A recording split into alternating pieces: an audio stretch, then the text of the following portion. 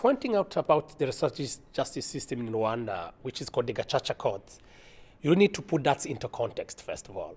Because you imagine some years after the genocide, we had 100,000 of prisoners in the prisons who were suspected of being involved in the genocide. And it was very hard to know who really was involved, who was the true perpetrator and who was innocent, because we had some innocent people who were also suspected, because how large involvement of people. You imagine killing million people within 100 days. You can imagine how many people were involved in that.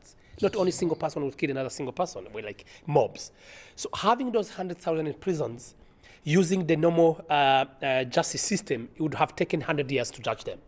So that's why the Rwandans, led by the Rwandan government, decided to use the traditional approach, which is like looking back into our culture and our background.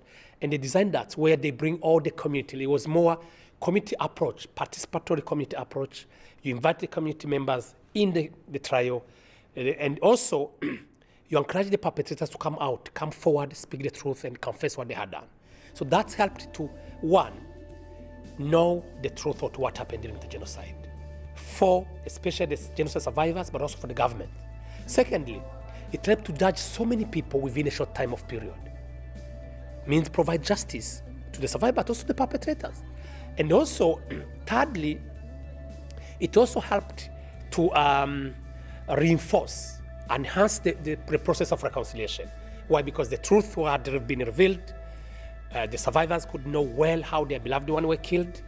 And here, perpetrators could also have the opportunity to confess and ask for forgiveness. And thirdly, and fourthly, it allows also to know and discover the bodies of the dead so that they could be buried, honored and buried in a very honorable way than, leaving their bodies scattered everywhere because no one could know except the perpetrator. So I would say at that level it helped. But also, on the other side, it left hard work to do.